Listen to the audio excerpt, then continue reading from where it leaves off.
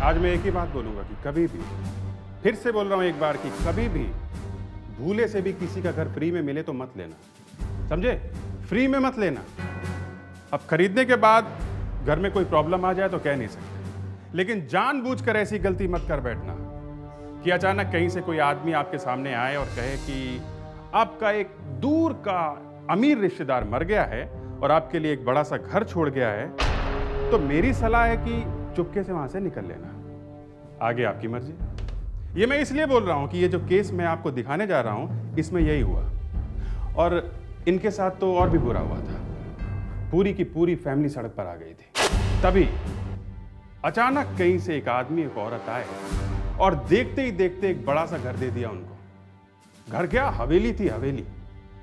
अरे डैडी ने तो मना भी किया कि मत ले ये घर, कुछ गड़बड़ है, मगर सुनी नहीं।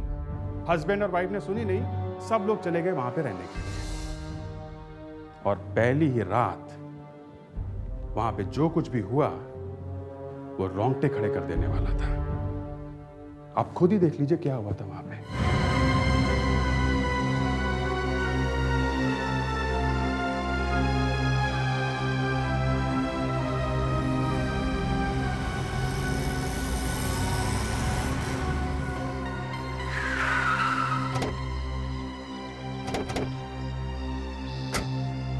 कितने पैसे हुए?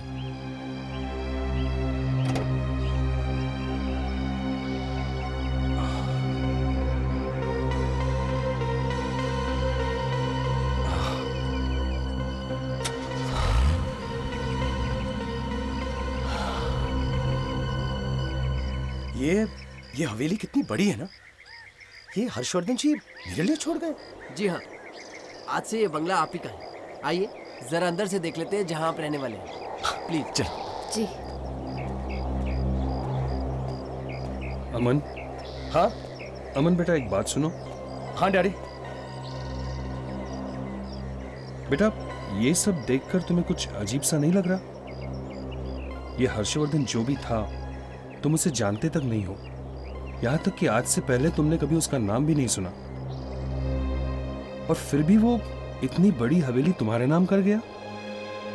पापा पहले मैं भी ऐसा सोच रहा था, लेकिन अब इस हवेली को देखकर मेरा इरादा बदल गया।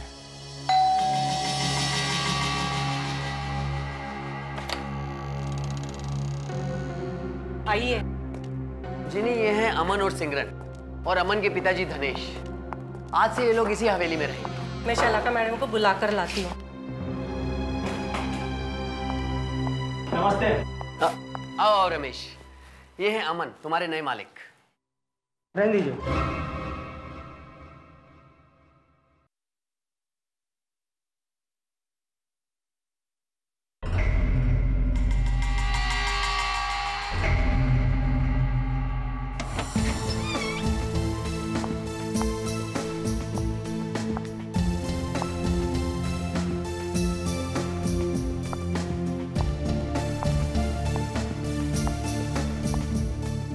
अमन,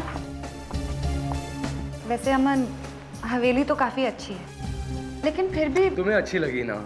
मैंने कहा था ना, लेने में क्या हर्ज। मिस्टर अमन, पहले आप इन पेपर्स पे साइन कर दीजिए। लाइए।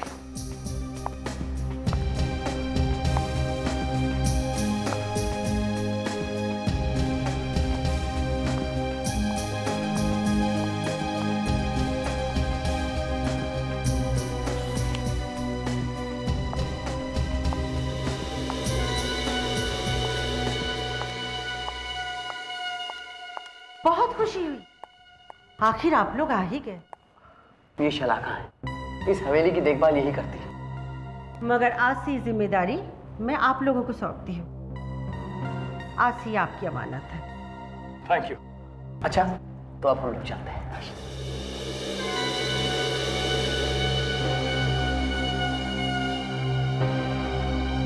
मुझे तो ये लोग बहुत अजीब से लग रहे हैं। जरूर कुछ गड़बड़ है यहाँ। अमन बेटा, अभी भी वक्त है। पापा बस, अब इस मुद्दे पर मैं और कोई बात नहीं सुनना चाहता। समझ गए आप? अमन,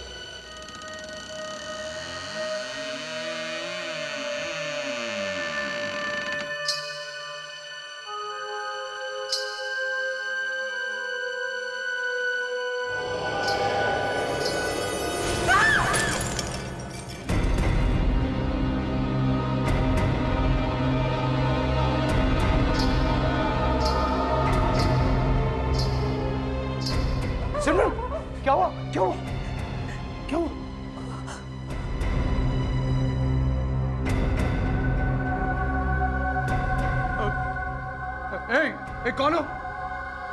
ए लड़की तुम हवेली में क्या कर रही हो? ए रुको रुको!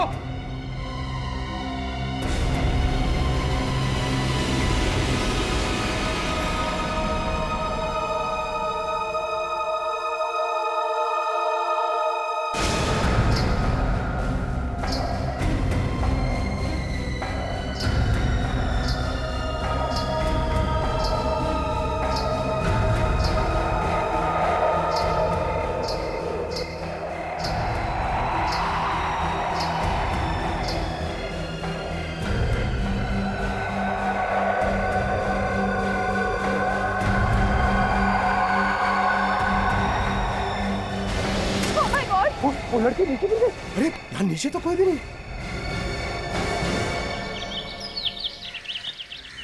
कल रात कहाँ थे तुम लोग?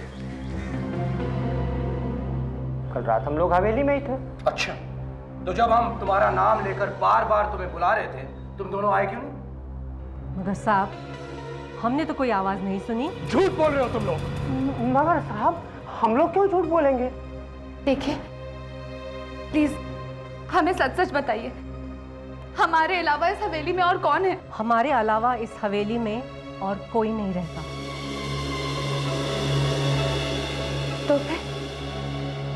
तो फिर वो कौन थी जिसे हमने कल रात बालकनी से कूदते हुए देखा? बालकनी से कूदते हुए? मैडम, ये क्या कह रही हैं आप? हमारे अलावा इस हवेली में और कोई नहीं रहता। नहीं, ये नहीं हो सकता। यहां जरूर कोई है, या फिर ये कोई चाल है तुम्हारी। कैसी चाल साहब? ये प्रॉपर्टी हड़पने की चाल। और क्या हो सकता है? तुम दोनों ये खेल रचा रहे हो ताकि हम ये हवेली छोड़ के भाग जाएं। बोलो बोलो, यही सच है ना? ये क्या? अमन, मुझे बहुत डर लग रहा है। इस हवेली में आके हमने बहुत बड़ी गलती कर ली है। अब मैं एक पल नहीं रुकूंगी। पापा, क्या हुआ सिमरन? Oh my God!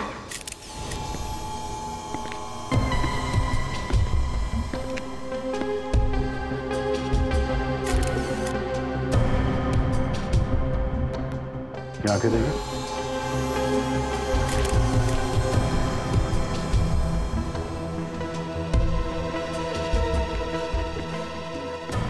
आपकी चीख की आवाज सुनी थी लोगों ने, तो आपने क्या देखा था जब आप यहाँ पे आई? वो पापा वहां जमीन पर पड़े हुए थे। और कोई और भी था यहाँ? नहीं, लेकिन हमें मालूम है ये किसने किया है। आपको मालूम है कौन है वो? वो लड़की है। लड़की? यहाँ कोई लड़की भी रहती है आप लोगों के अलावा? जी हाँ, जी। वो कल रात हम दोनों को दिखी थी। मेरी वजह से मेरी डैडी की मौत हुई है। मुझे उनकी बात मान लेनी चाहिए थी। लेकिन सर, हमें नहीं पता था कि यहाँ वो लड़की है। कौन वो लड़की? वो खून से सने हुए सफेद कपड़े पहने हुई थी। वो यही बाहर खड़ी थी और फिर वो बालकनी से कूद गई। फोन करके वो बालकनी से कूदी? हाँ सर, आप इन लोगों से पूछिए। ये लोग यहाँ पहले से ही काम करते हैं। क्या कह रहे हैं लोग? कौन है वो लड़की? नहीं सर, यहाँ पर कोई लड़की नहीं है। पर ये लोग तो कह रहे हैं कि यहाँ एक लड़की है। क्या मालूम सर? हम लोग पागल हैं क्या? कल रात वो लड़की यहाँ थी और इसे भी मालूम है। कौन है वो लड़की? हाँ? सर, जब से ये लोग यहाँ आए हैं, इन्हें कुछ हो गया है। पता नहीं कैसे वो लड़की नहीं दिखाई देने लगी है और किसी को दिखाई नहीं देती है। झूठ बोल रही हो, तुम्हें सब मालूम है। अच्छा एक बात बताइए, वो लड़की जब बालकनी से गिरी तो फिर कहाँ गिरी? सर, हमारी आंखों के सामने वो लड़की बालकनी पे खड़ी होकर गिर गई और जब हम ऊपर से हमने देखा कि उसके साथ क्या हुआ तो क्या देखा? वो वहां पे थी ही नहीं सर। क्या मतलब गायब? हाँ। अच्छा, आप लोग आइए। धनेश जी के हाथों के नाखूनों में खून लगा हुआ है और थोड़ी सी खाल भी। इसका मतलब है इनकी किसी के साथ हाथापाई हुई थी मरने से पहले। हाँ? और ये देखिए, ये यहाँ इनके गले पे खरोच का निशान है। किसी ने इनका गला ऐसा दबा के मारा है। हाथ पे ये जो वाज है, मतलब इन्होंने अपने आप को बचाने की कोशिश भी की है। तो ये खून ही। कावेरी, बॉडी को फोरेंसिक लैब में भेजो। हाँ तो वकील साहब, आपको तो पता होगा उस लड़की के बारे में जो बालकनी से कूदी है। सर मैं तो सिर्फ एक वकील हूँ, मैंने मेरा काम कर दिया। प्रॉपर्टी के पेपर अमन के नाम ट्रांसफर करने थे, वो मैंने कर दिया। बस इतना ही और कुछ नहीं? बस सर इतना ही। आपको नहीं मालूम तो आपको तो मालूम ही होगा। क्या नाम बताया आपने? शलाका। मिस शलाका जी, आप तो यहीं पे रहती थी ना? जी। तो आपने उस लड़की को कभी नहीं देखा? पहले यहाँ कुछ नहीं होता था, जब से अमन आया है तब से वो लड़की दिखने लगी है। आपका मतलब यहाँ जो कुछ भी हो रहा है वो सब अमन की वजह से हो रहा है? मेरा ये मतलब नहीं था। हम अच्छी तरह से जानते हैं तुम्हारा क्या मतलब था। हमने नहीं कहा था तुम्हारे हर्षवर्धन साहब से कि यह हवेली हमारे नाम कर दो। इस हवेली की वजह से मेरी पिताजी की जान चली गई है। अभी हम 1 मिनट और नहीं रुकेंगे यहाँ। चलो सिमरन। आप इनसे क्यों नहीं पूछते हैं? ये लोग तो सालों से रहते हैं यहाँ। तुम लोग चुप क्यों हो? बताते क्यों नहीं कि कौन है वो लड़के? हाँ सर, जिस दिन से हम लोग यहाँ आए तब से इन दोनों का चेहरा चढ़ा हुआ है। तुम लोगों को जरूर मालूम होगा कि वो लड़की कौन है। उनको जरूर मालूम होगा। कब से रह रहे हैं आप लोग यहाँ? 15 साल से। तो बोलो, कौन है वो लड़की? हम सब बता देंगे, पर आप विश्वास करेंगे? कौन है वो लड़की? ये वो लड़की है जिसने धनेश सिंह का खून किया था। ये है वो लड़की? हाँ, इसका नाम रूही है। ये रूही कहाँ रहती? रूही कहीं नहीं रहती साहब।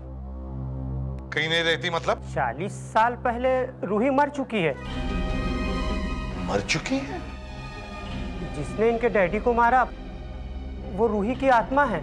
हाँ साहब, वो रूही की आत्मा ही थी। ये फिल्मी डायलॉग किसी और के सामने बोलना। हम लोग सीआईडी ऑफिसर्स है, कोई ऐरे गैरे जोकर्स नहीं, समझे? यही सच है साहब। रूही हर्षवर्धन की माँ थी। उसकी दिमागी हालत ठीक नहीं थी, इसीलिए उसने एक दिन सर उसने इसी बालकनी से कूद कर अपनी जान दे दी, जहां से अमन साहब ने उस लड़की को कूदते हुए देखा है। मेरा सिर चकरा रहा है। चलो चलकर देखते हैं वो लड़की बालकनी से कूदकर कहां पर गिरी थी। उस जगह को चेक करते हैं।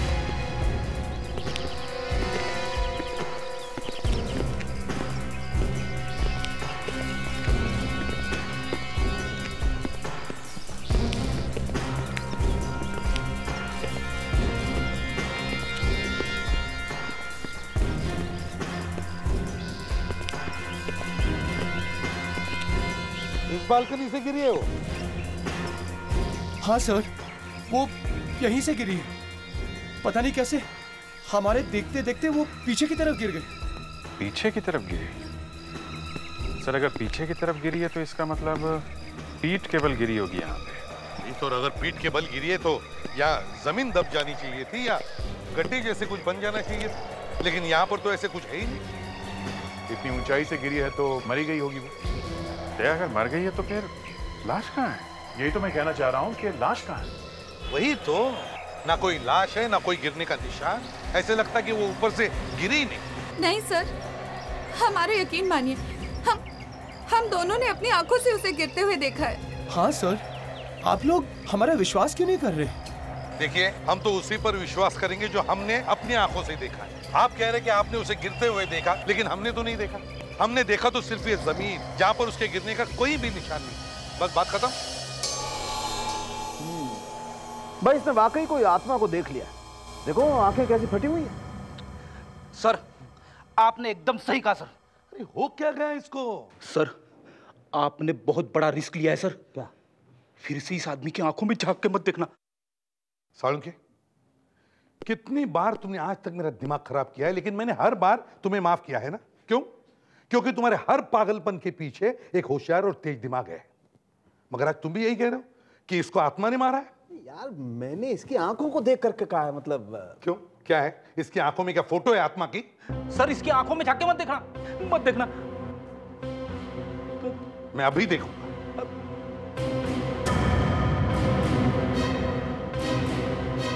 ये लो देख लिया, कुछ हुआ? इसकी आंखों में कोई आत्मा की फोटो नहीं है। बॉस इनफैक्ट मैं ये कह रहा था कि इसने भयानक सा कुछ देख लिया है, वरना अचानक इसकी आंखें इतनी फटी हुई क्यों होती? इसके नाखूनों में खून लगा हुआ था ना। सालुंके साहब, मैंने पहले कभी नहीं सुना है कि आत्मा में से खून निकलता है। सर मैं वही कह रहा हूं, अगर आत्मा होती भी है कहीं पे भी तो उसमें से खून कहां से निकलेगा? और गले में जो निशान मिला है खरोच का, वो उस खून का डीएनए टेस्ट किया है सर हमने। तो क्या खून आत्मा का है? बॉस ये खून मरने वाले का नहीं। मतलब इसकी किसी के साथ हाथापाई हुई थी, मतलब वहां पे कोई आदमी था। अब आदमी था या औरत थी ये बताना तो मुश्किल है, लेकिन एक बात पक्की है, वहां पर कोई ना कोई था जरूर। इसके पीछे बड़ी कॉन्स्पिरेसी है। किसी ने भी अमन को ये बंगला ऐसे ही फोकट में नहीं दिया है। इसके पीछे मिस्ट्री है। वो बंजारन और वो वकील जिन्होंने अमन को ये बंगला फोकट में दिया, ढूंढ कर ले आओ। आज सुबह ऑफिस आते वक्त वकील साहब की गाड़ी का एक्सीडेंट हो गया एक ट्रक से, और उनकी ऑन द स्पॉट ही मौत हो गई। आधा स्टाफ घर पे गया हुआ है, हम लोग बस जाने ही वाले थे। अच्छा, कभी वकील साहब ने बताया था क्या कि किसी अमन नाम के आदमी को उन्होंने एक हवेली दान में दिलवाई थी फ्री में? नहीं सर, मुझे इसके बारे में उन्होंने कभी कुछ नहीं बताया। सर हाँ फिर ये देखिए सर, जले हुए पेपर्स। लेके चलो। एक बात बताइए, आप किसी शलाका नाम की औरत को जानते हैं क्या? शलाका? ये कैसा नाम है सर? वो एक जिप्सी है, बंजारन औरत। बंजारन? हाँ सर, एक बंजारन आई थी। कब आई थी? यही कोई 3 हफ्ते पहले। क्या बातें हो रही थी उन दोनों के बीच में? कुछ सुना था आपने? सर बातें क्या हो रही थी ये तो मैंने नहीं सुना, लेकिन देखा जरूर था। क्या देखा? उस औरत ने बहुत सारे पैसे दिए थे शिरीष जी को। पैसे दिए थे? सर लगता है शलाका और शिरीष मिले हुए हैं। उसका कोई एड्रेस है आपके पास? सर एड्रेस तो नहीं है, लेकिन फोन नंबर है। अच्छा सर, पता करो इस फोन नंबर का एड्रेस क्या है।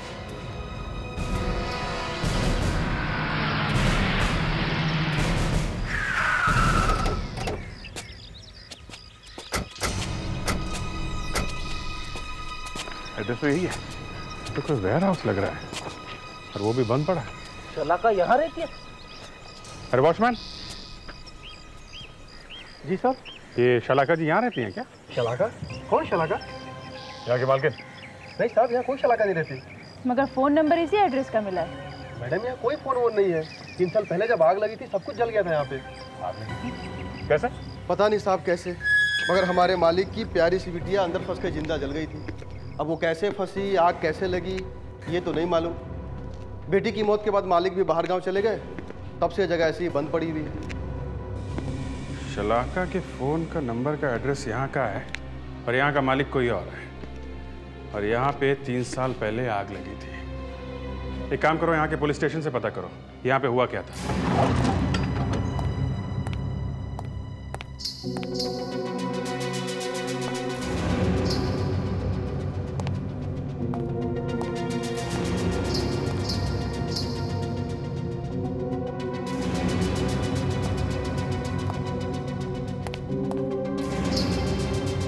कौन है? कौन है वहां?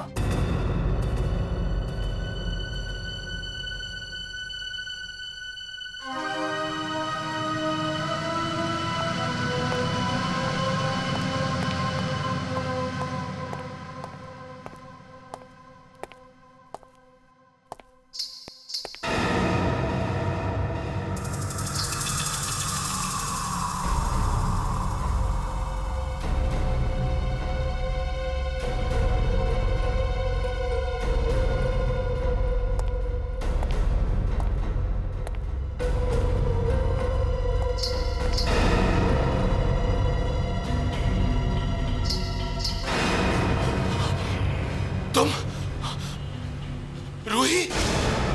हाँ, मैं ही हूँ रूही। क्यों मारा तुमने मेरे डैडी को? मैं सबको मार दूंगी। क्यों क्यों क्यों कर रही हो तुम ये सब? मैं तुम्हें भी मार दूंगी तुम्हें। नहीं, मुझे नहीं मारना। मैं नहीं मरना चाहता।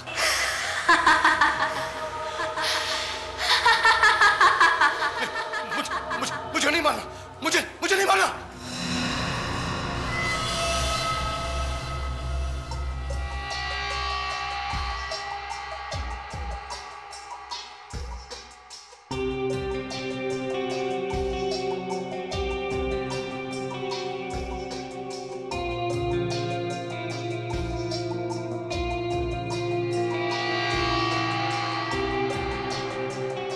इस प्रोसेस से पता चल जाएगा कि इस पेपर पे क्या लिखा है।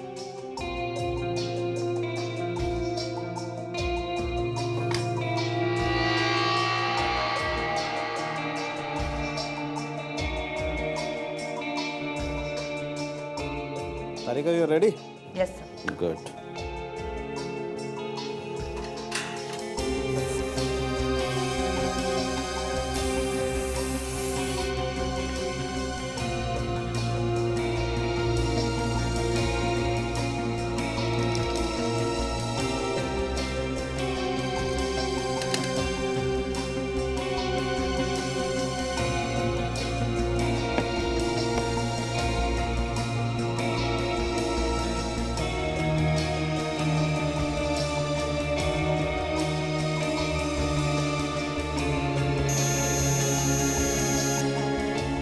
सर, आधी चीजें अभी भी पढ़ी नहीं जा रही है। काफी कुछ दिखाई नहीं दे रहा, लेकिन फिर भी कुछ पढ़ा जा रहा है। ये तो कोई लीगल एग्रीमेंट है ना? हाँ। उस हवेली के पेपर्स लगते हैं, जरा गौर से देखो, वही एड्रेस है।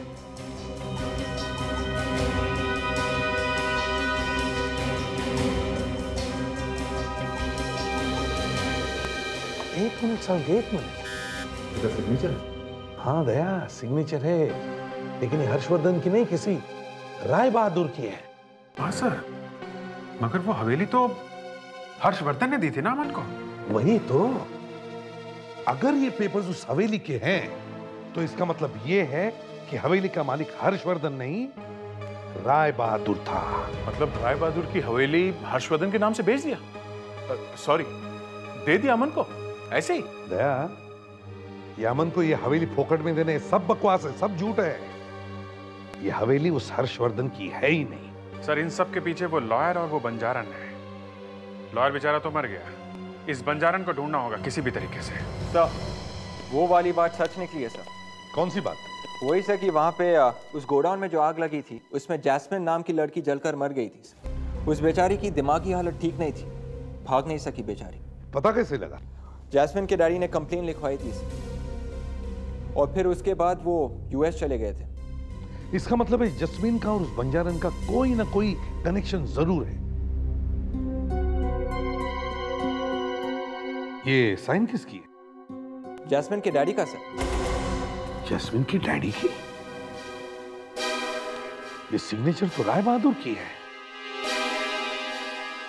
माय गॉड, दोनों सिग्नेचर्स बिल्कुल एक जैसे ही है। मतलब ये राय बहादुर जैस्मिन के पिता है? सर, अगर राय बहादुर जैस्मिन के पिता है और हवेली के मालिक भी, तो जैस्मिन की मौत का इस हवेली से कोई ना कोई संबंध जरूर है। संबंध जरूर है दया, संबंध है, और ये सब हमें इस राय बहादुर से ही पता चलेगा। राय बहादुर के घर चलते हैं।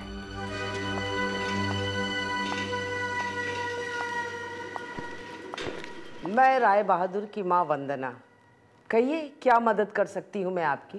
हम आपसे जौहरी बाग वाले वेयर हाउस के बारे में कुछ पूछने आए हैं, जो 3 साल से बंद पड़ा है। प्लीज उस जगह के बारे में मुझसे कुछ मत पूछिए। देखिए, कोई आदमी जैस्मिन की मौत का बदला ले रहा है। कौन बदला लेगा?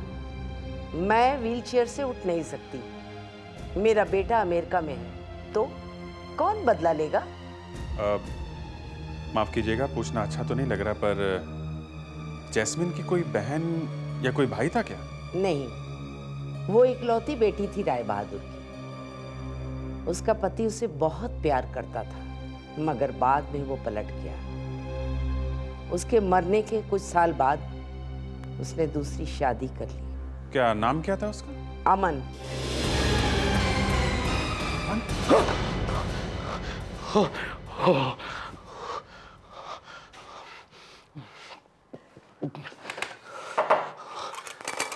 अमन,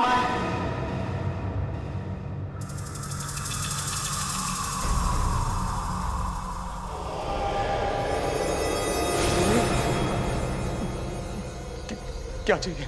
खून, सिमरन का खून तुम करोगे। नहीं, मैं सिमरन का खून नहीं कर सकता। उठाओ तलवार, मार दो सिमरन को।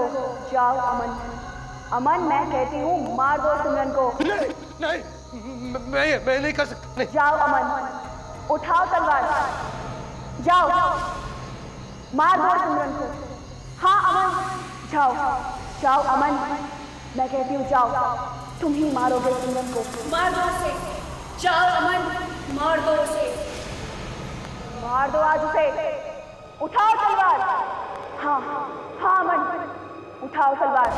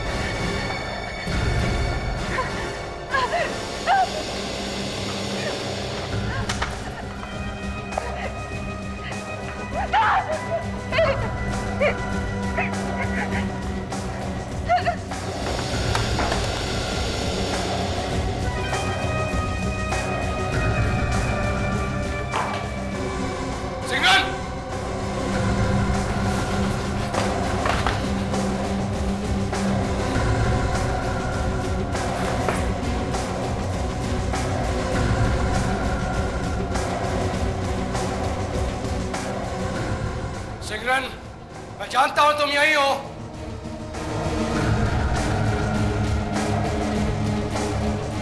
सिमरन!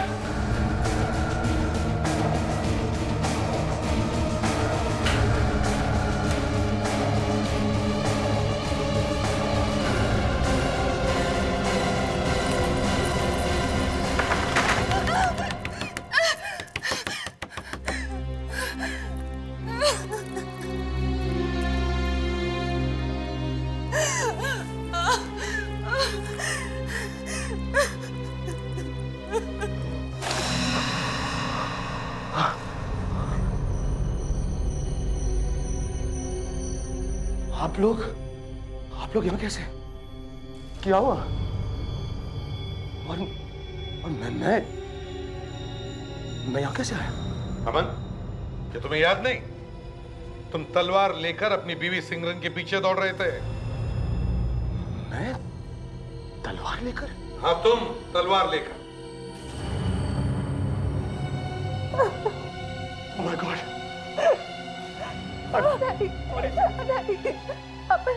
अमन तुम मुझे क्यों मारना चाहते हो? नहीं, ये सब वो रूही का काम है। अब ये रूही कहाँ से बीच में आ गई? वो मुझे हर जगह दिखाई दे रही थी, वो खिड़की पर, घर में, सब जगह। घर में सब जगह है? हाँ, सफेद कपड़े पहने हुए थे उसने, और उसने तो मेरा दिमाग ही खराब कर दिया। वो बार बार कह रही थी सिग्नल को मारो, सिग्नल को मारो, वरना मैं तुम्हें मार दूंगी। फिर पता नहीं क्या हुआ, वो तलवार कैसे मेरे हाथों में आ गई, और हाँ, उसने मुझे हिप्नोटाइज कर दिया था, और शायद इसीलिए मैं ये सब हरकत कर बैठा। पहली बीवी को भी ऐसे ही पागलपन में मारा? नहीं, मैंने उसे नहीं मारा था, वो तो अपने आप मर गई थी सर, चल के। वो तो एक्सीडेंट था सर। उसके घर वाले कह रहे थे कि तुमने मारा है उसे। नहीं सर, ये झूठ है। उस दिन भी तुम अपनी वाइफ को मारना चाहते थे, लेकिन कुछ गड़बड़ हो गई और तुम्हारे डैडी की मौत हो गई। नहीं सर, मैंने कुछ नहीं किया सर। सर ये सब ये सब इसने किया सर, ये सब इसने किया इस लड़की ने, यही वो लड़की है सर ये लोग सच कह रहे थे, ये लड़की यहाँ पे है। अच्छा क्यों रमेश, ये लड़की जो 40 साल पहले मर चुकी है ये अभी भी यहाँ घूमती है? हाँ सर। क्यों गिनी? हाँ सर, वो यहीं पे रहती है। दया, जरा एड्रेस पूछो इनसे। रमेश ये लड़की अभी भी यहाँ घूमती है? हाँ फिर से पूछो। इस लड़की को कभी देखा? यहीं रहती है ये? हमें पैसे मिले थे साहब ये सब बोलने के लिए, कोई लड़की नहीं है, कोई नहीं है, ये सब झूठ है साहब। पैसे किसने दिए थे? शलाका ने। शलाका ने? उस जिप्सी ने? इतना बड़ा खेल खेला गया हमारी आंखों के सामने, सब मिले हुए थे। अब बताओ, वो रूही की आत्मा नहीं है तो फिर कौन है? कौन है? सब पता नहीं, हमें इसके अलावा और कुछ नहीं मालूम साहब, कुछ नहीं मालूम। अच्छा, हम पता लगा लेंगे। प्रेटेक्स, इन दोनों को, रामन को ब्यूरो में लेके चलो। अरे सर, पर मुझे क्यों? फिर से पागलपन का दौरा पड़ा तो? सर अगर ये आत्मा नकली है तो फिर ये पेंटिंग भी नकली होगी। इसी से पता चलेगा कि यह है कौन। इस पेंटिंग को भी लेकर चलते हैं। इस पेंटिंग में कोई राज छुपा हुआ है। सर मैंने इस पेंटिंग पर केमिकल टेस्ट करके देखा है। ये पेंटिंग 100 साल पुरानी नहीं, बल्कि सिर्फ 6 महीने पुरानी है। मतलब ये पेंटिंग नकली है? सर वो रूही कोई आत्मा नहीं थी? एक मिनट, पिक्चर अभी खत्म नहीं हुई है मेरे दोस्त, 1 मिनट रुको। देखो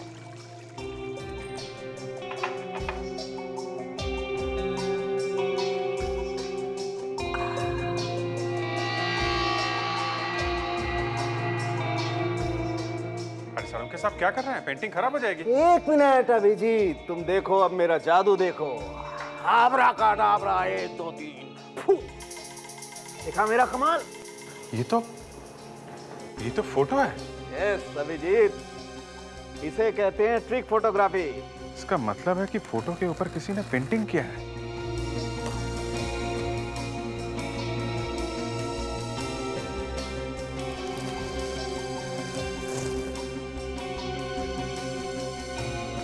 लड़की कौन है सर?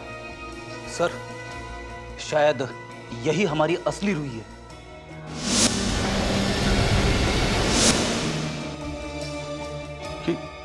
ये क्या है? ट्रेपीज लगता है सर। ओह, ट्रेपीज स्विंग। ये तो सर्कस में होता है सर। मतलब ये लड़की किसी सर्कस में काम करती है, इसीलिए रूही ने इतनी आसानी से बालकनी के ऊपर से जंप मारी। हेलो भाई साहब। जी। एक मिनट, आपने इस लड़की को देखा? अरे ये तो माया है। अरे माया। जी सर। माया, तुम तो आत्मा हो ना, तो फिर यहाँ सर्कस में कैसे काम कर रही है? क्यों किया तुमने ऐसे? हाँ? पैसों के लिए सर। पैसों के लिए तुमने अमन के डैडी का खून कर दिया है? नहीं, मैंने उनका कोई खून नहीं किया। मैं तो जब रूम में गई थी तो धनेश पहले से ही मरा हुआ था और मैं घबरा गई। सिमरन और अमन ने मुझे देख लिया, इसलिए मैं खिड़की से कूदकर भाग गई। तुम्हें पैसा किसने दिया? सर मेरा विश्वास कीजिए, मैं कुछ नहीं जानती सर, मैं तो उसका नाम भी नहीं जानती। मगर हाँ, वो आज रात को मुझे पैसे देने के लिए आने वाली है।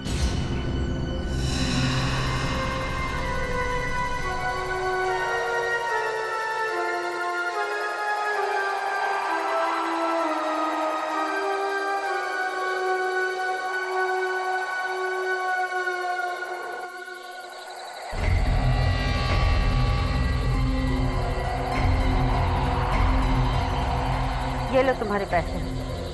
आज से ना तुम मुझे जानती हो और ना मैं तुम्हें।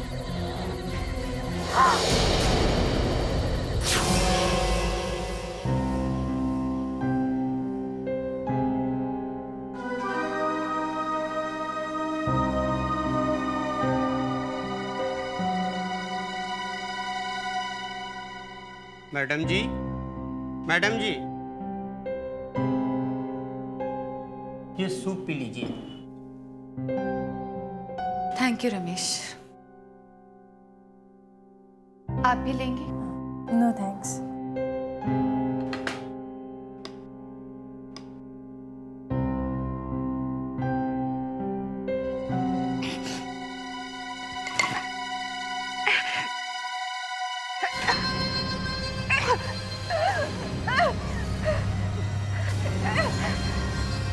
क्या हुआ मैम?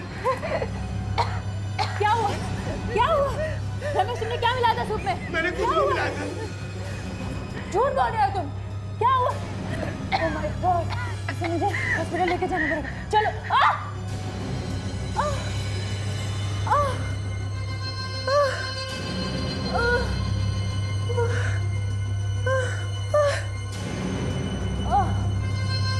अरे ये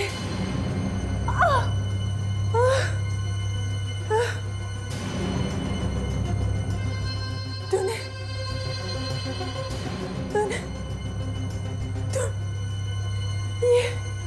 तुम बड़ा दाग।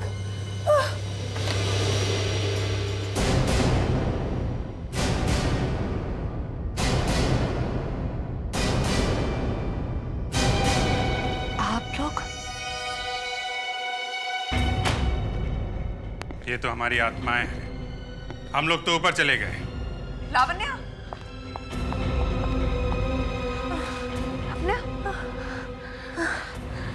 सिंगर जहर वाली पेन। लावण्या बच गई, नहीं तो एक और खून का इल्जाम लगता तुम पर। इसने एक सीआईडी ऑफिसर को मारने की हिम्मत की है सर। इसे तो ना। कावेरी, सिंगल, क्यों किया तुमने ये सब? मुझे इसकी बीवी जैस्मिन से बदला लेना था। मगर उसने तुम्हारा क्या बिगाड़ा था?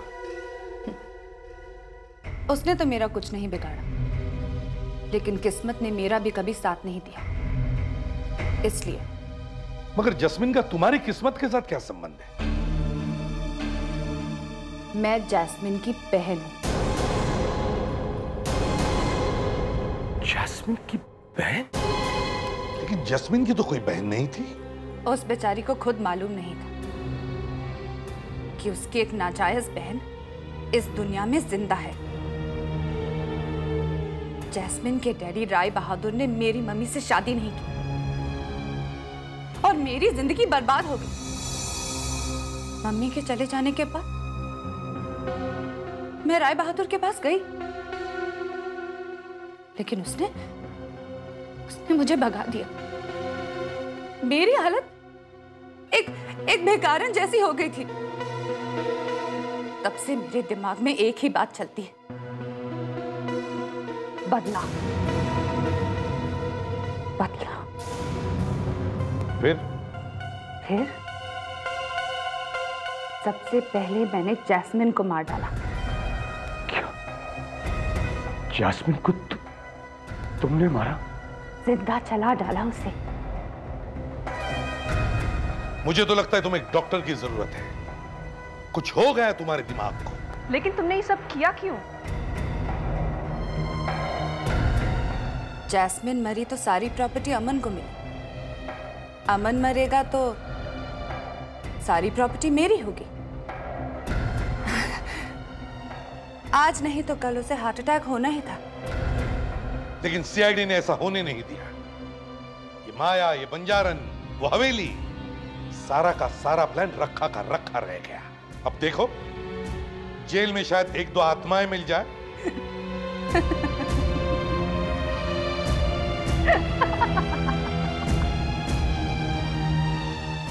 आप भी मानते हैं ना सर, आत्माएं होती हैं।